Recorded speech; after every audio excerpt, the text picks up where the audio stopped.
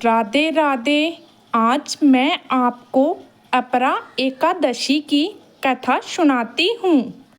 युधिष्ठिर कहने लगे कि हे भगवान, जेठ कृष्ण एकादशी का क्या नाम है तथा उसका माहात्म्य क्या है, सो कृपया करके मुझे बताइए। भगवान श्री कृष्ण कहने लगे कि हे राजन, यह एकादशी अचला तथा अपरा दो नामों से जानी जाती है। पुराणों के अनुसार जेठ कृष्ण पक्ष की एकादशी अपरा एकादशी है, क्योंकि यह अपरा धन देने वाली है। जो मनुष्य इस व्रत को करते हैं वे संसार में प्रसिद्ध हो जाते हैं। इस दिन भगवान त्रिविक्रम की पूजा की जाती है। अपरा एकादशी के व्रत के प्रभाव से ब्रह्म हत्या, भूत योनि, दूसरे की निंदा आदि के सब पाप दूर हो जाते हैं। इस व्रत के करने से परी स्त्री गमन, झूठी गवाही देने वाला, झूठ बोलने वाला, झूठे शास्त्र पढ़ने या बनाने वाला, झूठा ज्योतिष बनाना तथा झूठा वेद बनाना आदि सब पाप नष्ट हो जाते हैं। जो क्षत्रिय युग से भाग जाएं वे नरक योनि होते हैं, परंतु अपरा एकादशी का व्रत करने से वे सभी स्वर्ग को प्राप्त होते हैं। जो मनुष्य गुरु से शिक्षा ग्रहण करते हैं फिर उनकी निंदा करते हैं वे अवश्य नरक में पड़ते हैं, मगर अपरा एकादशी का व्रत करने से वे सभी इस पापों से मुक्त हो जाते हैं। जो फल तीनों पुष्कर में क्रांति पूर्णिमा को स्नान करने से या गंगा तट पर पितरों को पिंडदान करने से प्राप्त होता है, वहीं अपरा एकादशी का व्रत करने से प्राप्त होता है।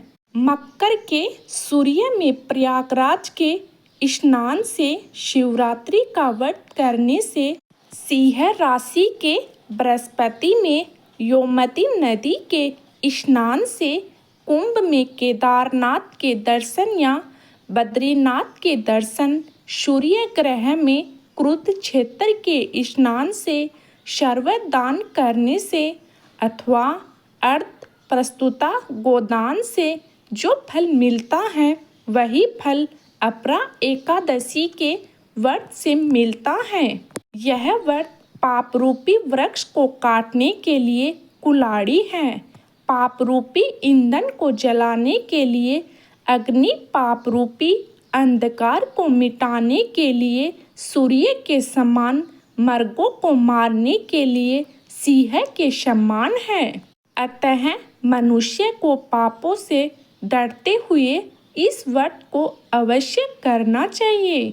अपरा एकादशी का व्रत तथा भगवान का पूजन करने से मनुष्य सब पापों से छूटकर विष्णु लोक को जाता है। इसकी प्रचलित कथा के अनुसार प्राचीन काल में मई ध्वज नामक एक धर्मात्मा राजा था। उसका छोटा भाई वही ध्वज बड़ा ही क्रूर, अधर्मी तथा अन्यायी था। वह अपने बड़े भाई से द्वेष रखता था। उस पापी ने एक दिन रात्रि में अपने बड़े भाई की हत्या करके उसकी देह को एक जंगल के पीपल के नीचे गाड़ दिया। इस अकाल मृत्यु से राजा प्रेतात्मा के रूप में उसी पीपल पर रहने लगा और अनेक उत्पात करने लगा। एक दिन अचानक धौम्य नामक ऋषि उधर से गुजर रहे थे। उन्होंने प्रेत को देखा और तपोबल से उसके अतीत को जान लिया। अपने तपोबल से प्रेत उत्पात का कारण समझा। ऋषि ने प्रसन्न होकर उस प्रेत को पीपल के पेड़ से उतारा तथा परलोक विद्या का उपदेश दिया।